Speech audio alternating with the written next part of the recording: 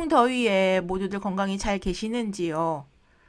가만히 있어도 땀이 줄줄 흐르고 아무것도 하지 않는데도 지쳐만 가는 폭염의 날씨가 계속되고 있습니다. 이제 여름의 시작인데 이 또한 지나가겠죠.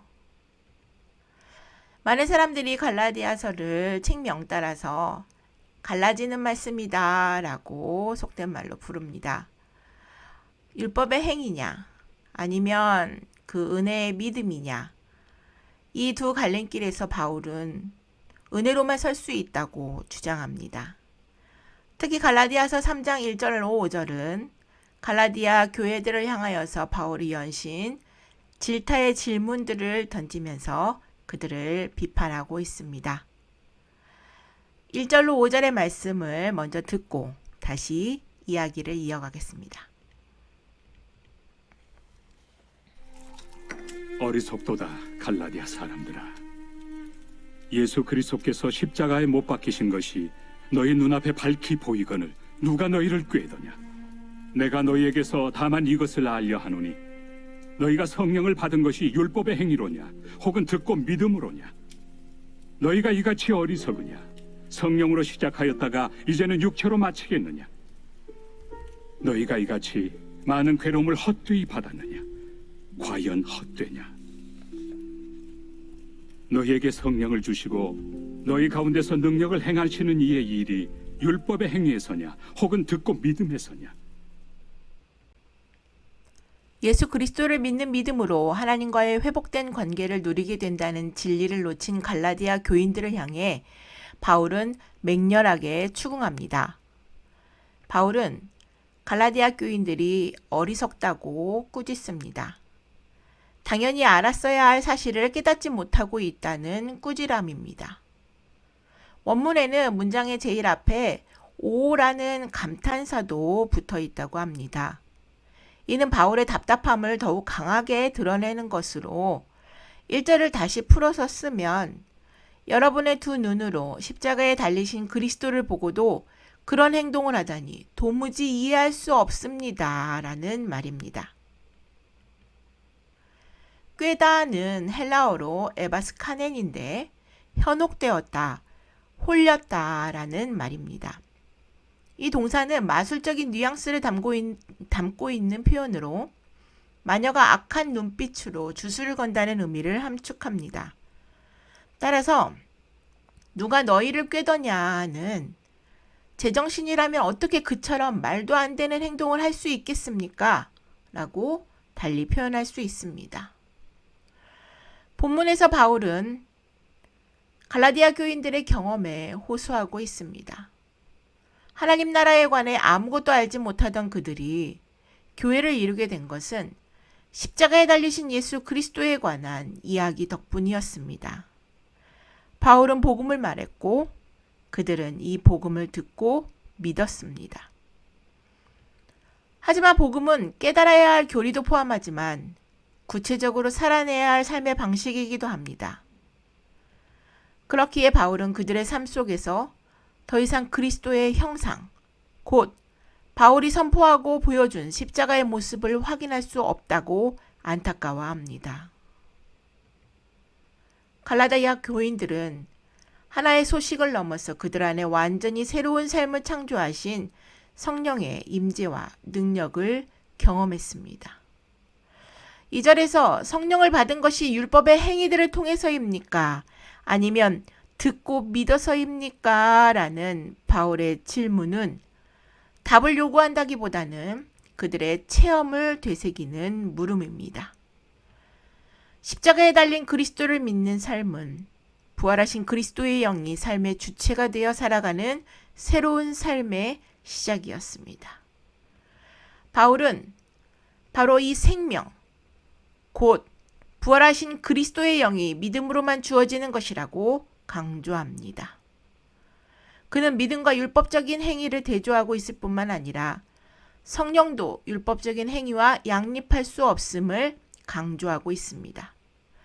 바울이 이토록 격정적으로 반응하고 있는 이유는 복음과 율법에 관한 오해가 성령을 거스르는 결과로 이어질 수 있기 때문입니다. 4절에 헛되다라는 표현은 바울 서신에 자주 등장하는데 이 말은 그의 미래지향적인 관점을 잘 보여줍니다. 우리는 하나님의 부르심을 받았습니다. 이 부르심은 구원, 영생, 하나님의 나라 등으로 표현되는 하나의 분명한 목표를 지향합니다. 그래서 그리스도인의 삶은 정해진 목표에 도달하기 위한 달리기 혹은 약속된 상을 얻기 위한 치열한 싸움에 비유되기도 합니다. 우리가 그 목표에 도달하지 못하면 우리의 믿음은 헛됩니다. 아무리 바울이라도 그가 받은 사명을 완수하지 못하면 그의 사역은 헛된 것이 됩니다. 성령은 의의 소망을 향한 간절한 기다림의 방식 혹은 수단입니다. 성령을 통한 기다림은 사랑을 통해 활성화되는 믿음의 삶입니다. 성령은 십자가에 달리신 그리스도를 믿음으로써 주어지며 예수의 복음을 믿는 자는 성령의 임재를 누립니다. 그런 이유로 우리는 믿음으로 의롭다 하심을 얻습니다. 하지만 성령으로 시작했다가 중도의 육체로 빠지면 이는 의의 소망이라는 목표에서 벗어나는 것이 되고 지금까지의 다름질은 헛된 것으로 전락하기 때문에 바울은 지금까지 잘 달려온 여러분의 다름질을 정말 물거품으로 만들 참이냐고 꾸짖고 있습니다. 성령을 버리고 육체로 돌아서는 것은 성령을 주신 하나님과 그분의 부름에 합당치 않은 모습을 보이는 것이므로 결국 하나님을 저버리는 것과 같습니다. 지금까지 고난을 잘 인내하며 살아왔는데 할례와 같은 율법에 현혹되어 엉뚱한 길로 빠진다면 성령의 이끄심 아래 고난을 인내하며 살아왔던 지금까지의 삶이 다 헛수고가 될 것입니다. 그리스도인은 내적으로 세속적인 욕망을 다스리며 외적으로는 십자가로 인해 직면하는 고난을 인내하며 달려가는 삶 없이 그저 그럴듯한 경건의 모양이나 내는 손쉬운 영성의 유혹에 빠져서는 절대로 안 됩니다. 아브라함이 하나님을 믿음에 그것을 그에게 의로 정하셨다 함과 같으니라. 그런즉 믿음으로 말미암은 자들은 아브라함의 자손인 줄 알지어다. 또 하나님이 이방을 믿음으로 말미암아 의로 정하실 것을 성경이 미리 알고 먼저 아브라함에게 복음을 전하되 모든 이방인이 너로 말미암아 복을 받으리라 하였느니라. 그러므로 믿음으로 말미암은 자는 믿음이 있는 아브라함과 함께 복을 받느니라. 무릇 율법 행위에 속한 자들은 저주 아래 있나니 기록된 바 누구든지 율법책에 기록된 대로 모든 일을 항상 행하지 아니하는 자는 저주 아래 있는 자라 하였습니다. 또 하나님 앞에서 아무도 율법으로 말미암아 의롭게 되지 못할 것이 분명하니 이는 의인은 믿음으로 살리라 하였습니다. 율법은 믿음에서 난 것이 아니니 율법을 행하는 자는 그 가운데서 살리라 하였느니라. 그리스도께서 우리를 위하여 저주를 받은 바 되사 율법의 저주에서 우리를 속량하셨으니 기록된 바 나무에 달린 자마다 저주 아래 있는 자라 하였습니다. 이는 그리스도 예수 안에서 아브라함의 복이 이방인에게 미치게 하고 또 우리로 하여금 믿음으로 말미암아 성령의 약속을 받게 하려 함이라. 갈라디아 교인들의 성령 체험을 근거로 율법적인 행위의 필수성을 반박한 바울은 이제 6절로 14절에서 하나님 나라의 백성이 되는 길이 무엇인지를 구약 성경을 근거로 논합니다. 즉 하나님이 아브라함의 믿음을 보시고 그를 의롭게 여기셨음을 상기시킨 것입니다. 하나님은 아브라함에게 언젠가는 세상의 모든 나라들이 심지어 모세의 율법에 대해 아무것도 알지 못하는 나라들까지도 그로 인해 복을 받게 되리라고 약속하셨습니다. 온 민족과 나라의 백성들이 하나님의 가족이 될 것인데 그것은 그들이 율법을 잘 지켰기 때문이 아니라 아브라함처럼 자기들에게 선포된 복음을 믿었기 때문입니다. 바울은 갈라디아 교인들도 유대인과 이방인을 떠나 아브라함의 영적 자손임을 설명합니다. 믿음으로 말미암아 은혜로 칭의, 곧 의롭다는 선포를 받은 사람들은 믿음의 조상인 아브라함의 자손입니다. 10절부터 바울은 계속되는 구약의 논증으로 믿음의 삶을 옹호합니다.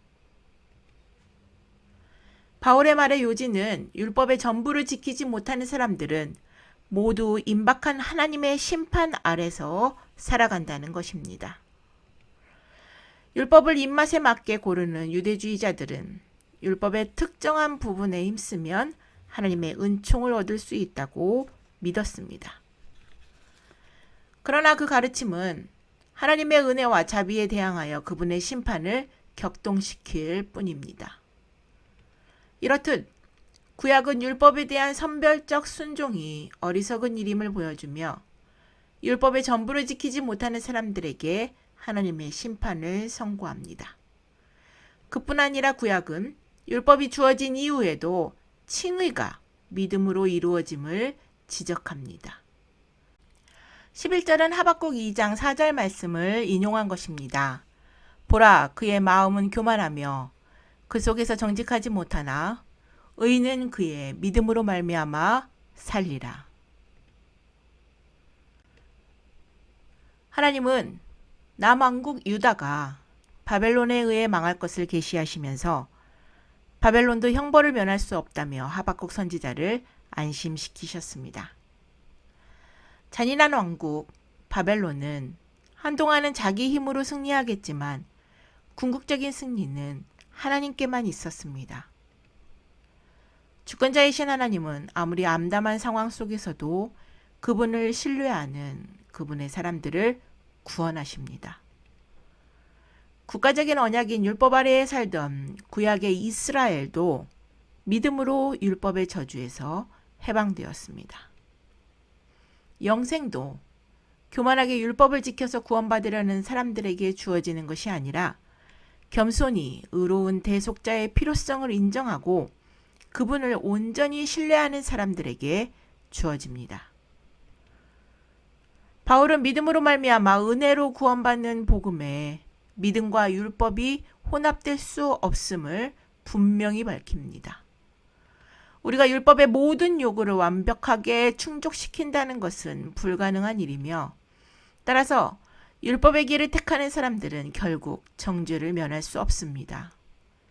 그러므로 믿음으로 말미암아 은혜로 구원받지 않고 다른 길로 구원받으려 하는 사람들은 자신을 속이는 것이 됩니다. 율법을 지키려 했으면 그 결과로 복을 받는 게 아니라 오히려 저주 아래로 떨어집니다.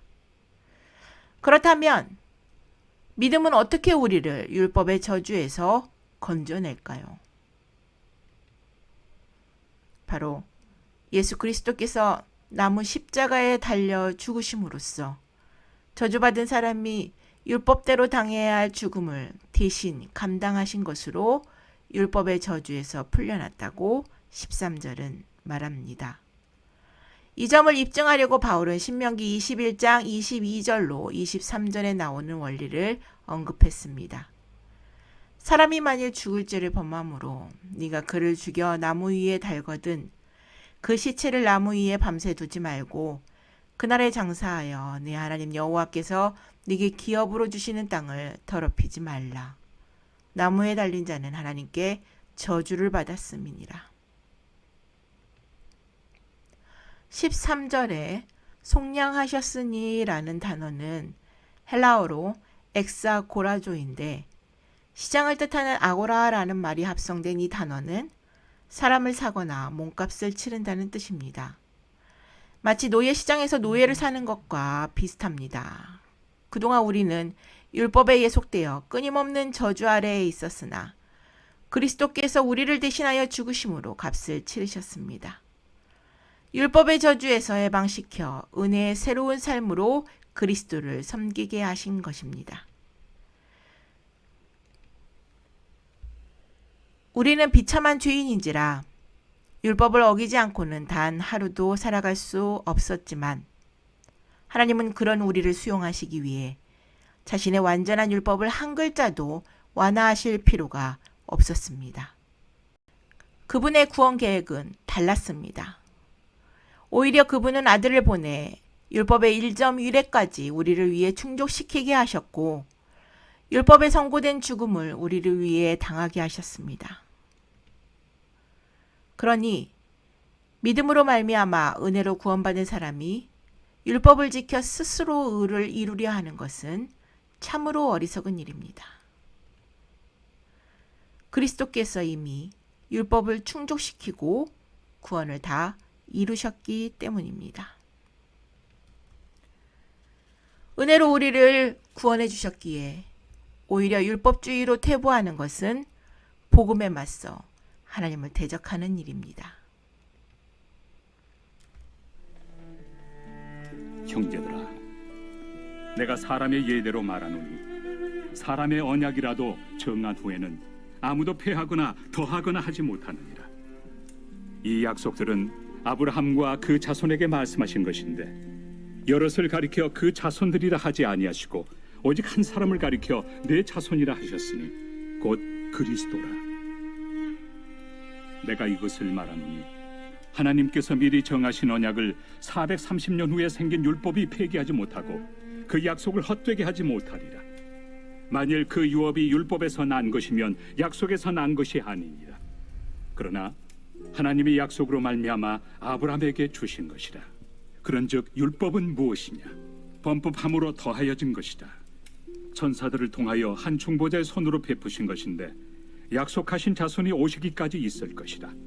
그 중보자는 한 편만 위한 자가 아니나 하나님은 한 분이시니라. 그러면 율법이 하나님의 약속들과 반대되는 것이냐? 결코 그럴 수 없느니라. 만일 능히 살게 하는 율법을 주셨더라면 의가 반드시 율법으로 말미암았으리라. 그러나 성경이 모든 것을 죄 아래에 가두었으니 이는 예수 그리스도를 믿음으로 말미암는 약속을 믿는 자들에게 주려 함이라.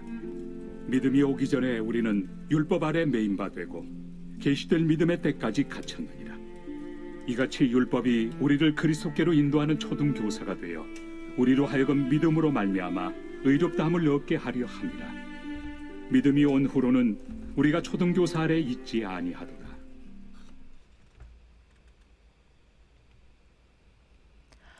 바울은 유대인들에게 주어진 율법이 이방인 신자에게 요구되어서는 안 된다는 진리를 입증하기 위해 갈라디아 교인들의 영적 체험과 구약 성경 말씀을 근거로 들었습니다. 이제 세 번째로 바울은 유언의 비유로 논증합니다.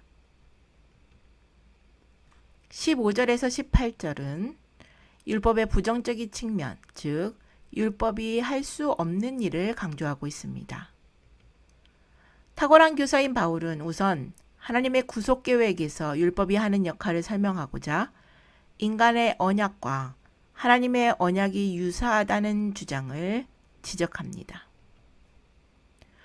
성경에 나오는 언약이라는 말에는 몇 가지의 뉘앙스가 있습니다.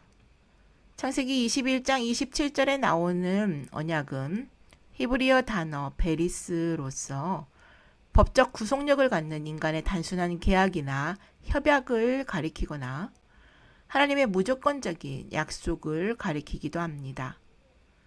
언약은 아브라함과 아비멜렉처럼 대등한 두 당사자 사이에 이루어질 수도 있지만 하나님과 인간처럼 대등하지 않은 두 당사자 사이에 이루어질 수도 있습니다. 그럼에도 언약은 쌍방에게 일정한 의무를 부과하며 계약을 파기할 경우에 당할 벌칙도 명시됩니다. 창세기 15장 9절로 10절은 하나님과 아브라함이 언약을 맺을 때 어느 쪽이든 어길 경우에 당할 일을 상징적으로 표현한 것입니다. 여호와께서 그에게 이르시되 나를 위하여 3년 된 암소와 3년 된 암염소와 3년 된 순양과 산비둘기와 집비둘기 새끼를 가져올지니라. 아브라함이 그 모든 것을 가져다가 그 중간을 쪼개고 그 쪼갠 것을 마주 대하여 놓고, 그리고 이어서 17절과 18절은 하나님께서 언약을 혼자 떠맡으신 장면이 나옵니다. 해가 져서 어두울 때에 연기나는 화로가 보이며 타는 횃불이 쪼갠 고기 사이로 지나더라. 그날에 여호와께서 아브람과 더불어 언약을 세워 이르시되, 하나님은 혼자 의무를 지셨고 아브라함과 그의 자손에게 언약하신 여러 가지 약속들을 일방적으로 지키기로 하셨습니다. 이 말은 언약의 수혜자인 이스라엘 민족의 순종이나 불순종과 무관하게 하나님께서 자신의 약속을 이행하신다는 뜻입니다. 바울 시대의 언약이라는 헬라어 단어 디아세케는 법정 유언을 가리키는 말입니다. 적법하게 정식으로 작성된 유언은 아무리 상황이 변해도 그 구속력이 여전합니다. 또한 유언은 정식으로 폐기한 후에 전혀 새로운 유언장으로 대체하지 않는 한 수정될 수 없습니다. 그러므로 아브라함에게 주신 약속이 모세에게 준 율법 때문에 약속 아닌 무엇으로는 바뀔 수 없습니다. 17절과 18절에서 바울은 아브라함이 은혜 아래 살았고 율법 아래 살지 않았다고 밝히고 있습니다. 하나님께서 아브라함과 은혜로 언약을 세우신 다음 430년이 흘러가기까지 율법은 없었습니다. 아브라함 때에는 율법이 없었으므로 아브라함은 순전히 은혜 아래서 살았습니다. 아브라함에게 세워지신 은혜의 언약은 무조건적이었습니다. 아브라함은 하나님을 믿는 믿음으로 의롭다함을 받았습니다. 그리고 아브라함을 비롯해서 이삭과 야곱 그리고 온 이스라엘 자손들은 애굽에서 종살이를 하는 동안에도 은혜 아래에 있었습니다. 은혜로 그들은 애굽에서 구원받았고 은혜로 홍해를 건넜으며 비로소 한참 후 시내산에 도달했을 때에서야 하나님은 율법을 더하셨습니다. 그렇다고 해서 율법이 은혜를 대신한 것도 밀어낸 것도 아니었습니다. 은혜의 약속을 폐하지도 않았습니다. 단순히 율법은 더한 것이며 그 율법을 더하셨을 때에도 이스라엘은 여전히 은혜 아래에 있었습니다. 오히려 율법이 은혜에 더해짐으로써 이스라엘은 율법의 저주 아래 있게 되었으나 감사한 것은 이스라엘이 율법을 범할 것을 대비해서 하나님이 그 백성을 여전히 은혜 아래 있게 하셨다는 것입니다. 그래서 바울은 율법이 무엇인지를 정의하는 것으로 율법과 은혜의 믿음을 완전히 가릅니다. 그리스도인이 율법 아래에 있는가 하는 것은 바울 당시에도 크게 논란이 되었던 문제였습니다. 이 질문에 대하여 성령의 감동으로 쓰인 성경은 그리스도인이 율법 아래 있지 않고 은혜 아래 있음을 밝혀줍니다. 그럼에도 불구하고 아직도 인간의 교만한 마음은 하나님의 은혜를 받아들이지 않고 오히려 자기의 선과 행위로서 자신을 구원해 보려고 애씁니다. 바로 사탄은 인간이 이렇게 노력하기를 바라고 있습니다. 우리 영혼의 원수인 사탄은 우리에게 종교적이고 도덕적인 선을 행해야 한다고 속삭입니다.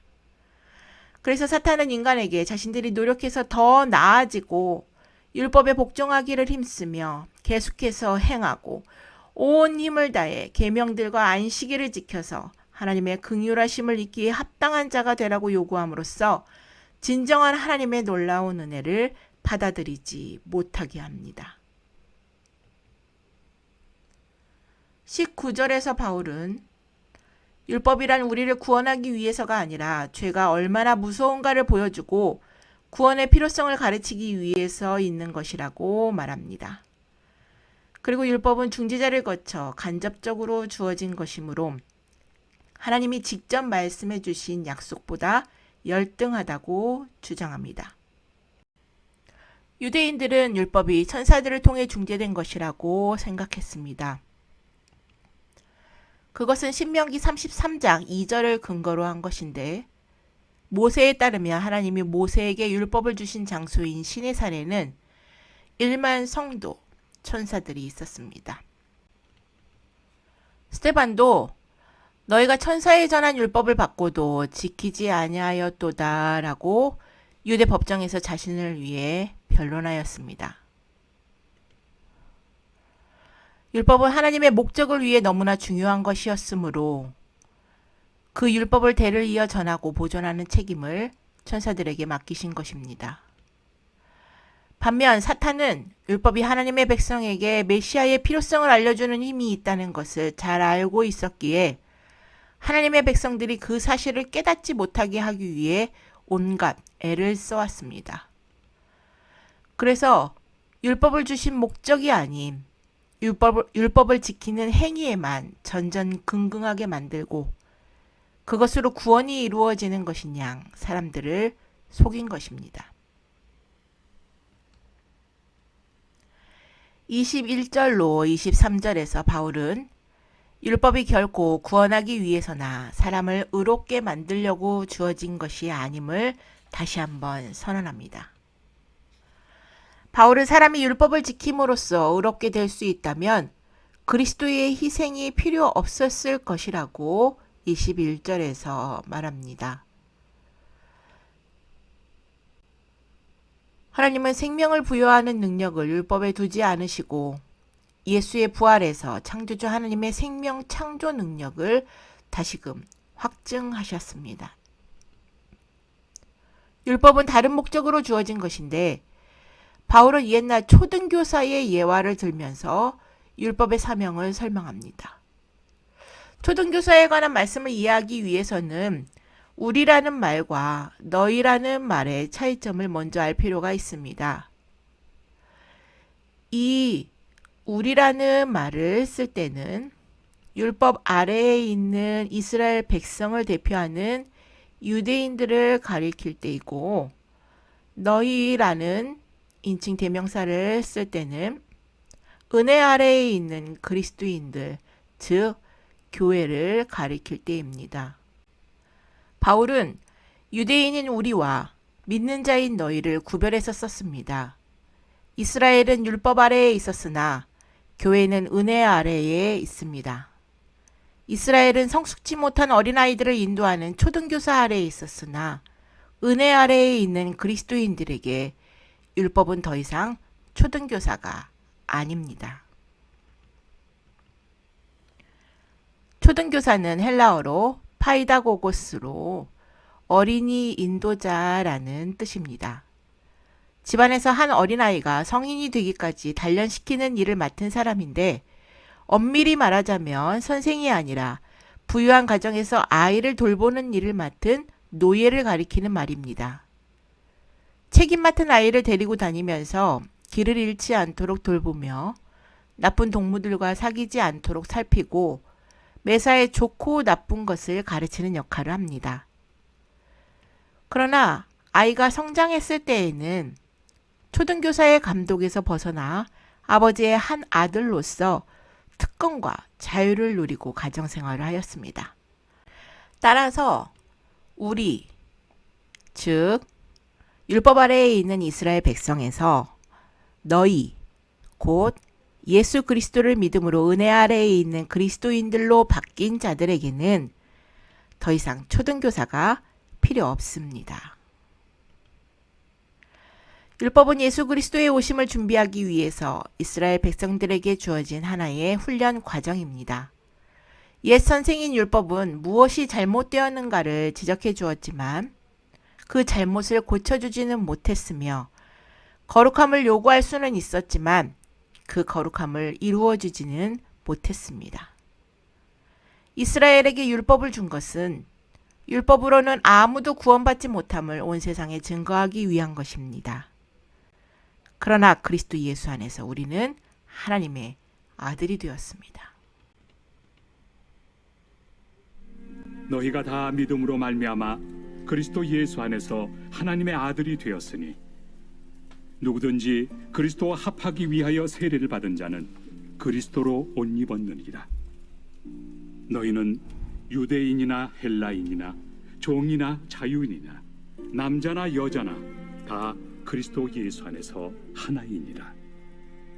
너희가 그리스도의 것이면 곧 아브라함의 자손이요 약속대로 유업을 이을 자니라.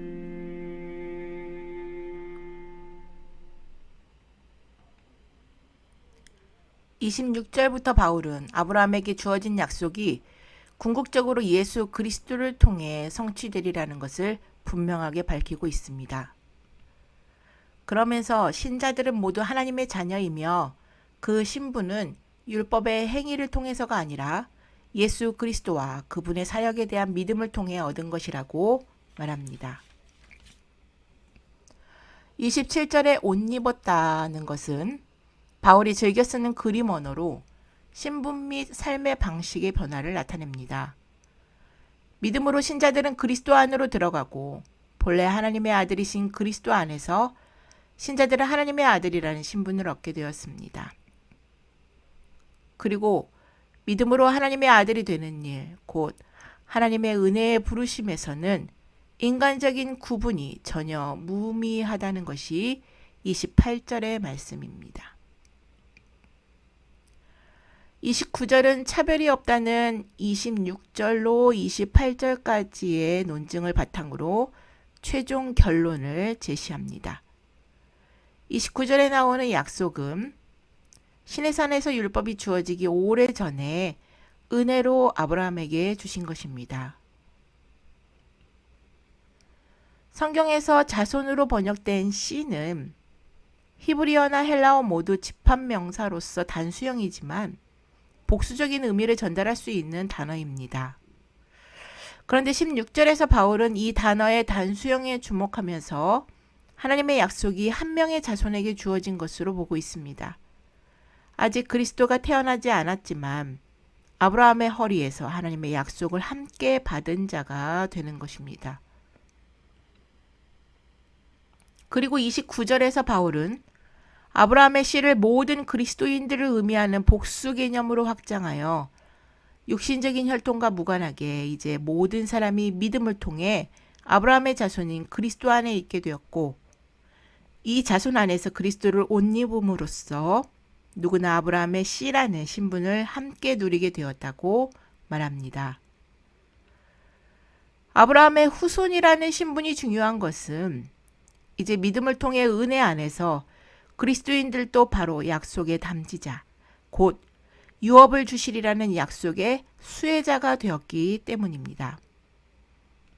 아브라함의 자손으로서 우리가 약속에 의한 상속자가 되었다는 것이 15절부터 시작된 논증의 최종 결론입니다.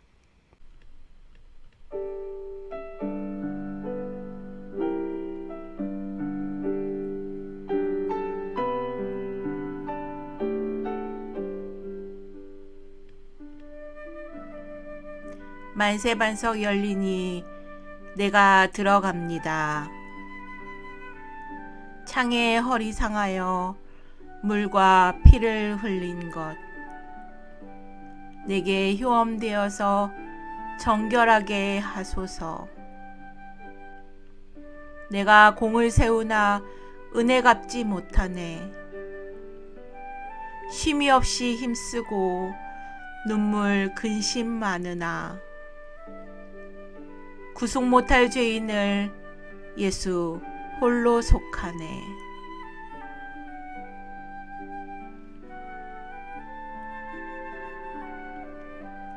믿음은 그리스도를 통해 하나님의 약속을 우리에게 가져다 주고 우리를 유산의 상속자로 만들어 줍니다. 하나님의 자비와 은혜의 자신을 맡겨버리십시오. 그리고 자신을 완전히 버리고 이렇게 고백하십시오. 빈손 들고 앞에 가 십자가를 붙드네. 의가 없는 자라도 도와주심 바라고 생명샘에 나가니 나를 씻어주소서. 샬롬 샬롬.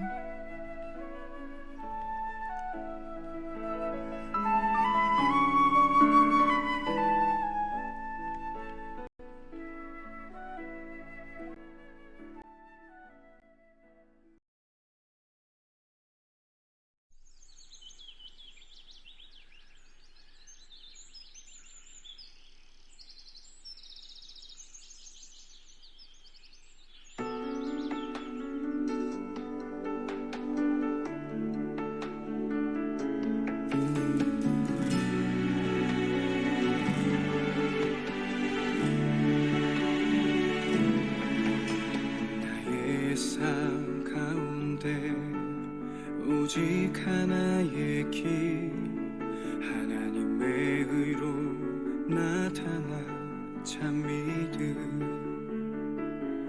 죄인 된 나를 찾아와 의롭다 하신 주 의인 된 나는 영원히 살리 나의 삶 가운데 오직 하나의 길 하나님의 의로 나타나 참 믿음 죄인 된 나를 찾아와 의롭다 하신 주 의인 된 나는 영원히 살리 오직 믿음으로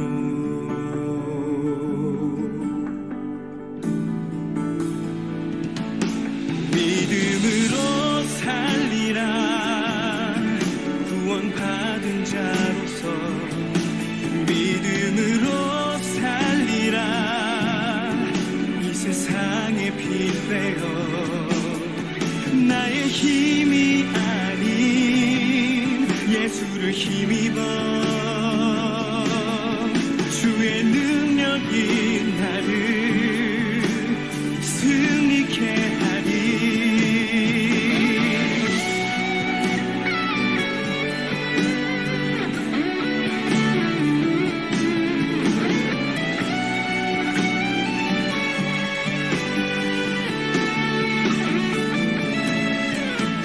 세상 가운데 오직 하나의 피 참된 진리로 이 땅에 오신 예수 죄인 된 우리 부르사 하나 되게 하신 주 교회 된 우리 굳게 서리 오직 믿음으로 살리라 주님의 백성답게 믿음으로 살리라 복음을 영화롭게 언제 어디서나 부르신 자리에 주로 인하여 우리 승리하리라